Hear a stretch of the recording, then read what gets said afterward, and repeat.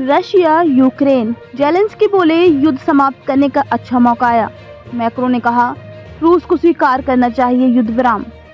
Ukraine के राष्ट्रपति Volodymyr Zelensky ने शुक्रवार को कहा कि उन्हें रूस के साथ युद्ध समाप्त करने का अच्छा मौका दिख रहा है, क्योंकि यूक्रेन ने 30 दिन के अंतरिम युद्ध विराम के लिए अमेरिका के प्रस्ताव को स्वीकार कर लिया है। हालांकि मॉस्को ने कहा है कि वह तभी सहमत होगा जब कुछ शर्तें पूरी होंगी।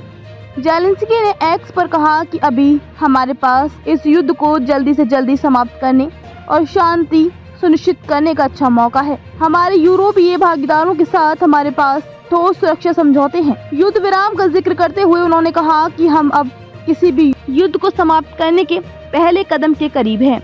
पत्रकारों से बात करते हुए जेलेंस्की ने अमेरिका और अन्य सहयोगियों से मॉस्को पर दबाव बनाने का आग्रह किया। उन्होंने अपना विश्वास दोहराया कि रूसी राष्ट्रपति व्लादिमीर पुतिन यथासंभव लंबे समय तक युद्ध विराम तक पहुंचने में देरी करेंगे। जेलेंस्की ने मीडिया से कहा कि अगर अमेरिका की ओर से कोई मजबूत प्रतिक्रिया आती है तो वे उन्हें ऐसा करने नहीं देंगे, और अगर ऐसा कदम है जिनसे रूस को डर नहीं है तो वे इस प्रक्रिया में देरी करेंगे। उन्होंने कहा कि 1000 किलोमीटर 600 मील से ज्यादा की सीमा रेखा पर संघर्ष विराम को उपग्रहों और खुफिया जानकारी के जरिए अमेरिकी मदद से नियंत्रित किया जा सकता है।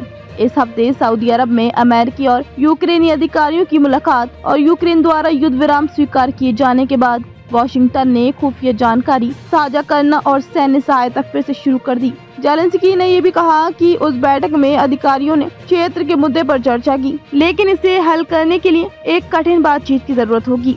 फ्रांस के राष्ट्रपति इमैनुअल मैक्रो ने शुक्रवार को कहा कि रूस को संयुक्त राज्य अमेरिका और यूक्रेन द्वारा प्रस्तावित 30 दिवसीय युद्ध विराम समझौते को स्वीकार करना चाहिए। मैक्रो ने कहा कि उन्होंने शुक्रवार को ब्रिटिश प्रधानमंत्री कीर स्टारमर और यूक्रेन के राष्ट्रपति वोलोदिमीर जेलेंस्की के साथ स्थिति पर चर्चा की थी।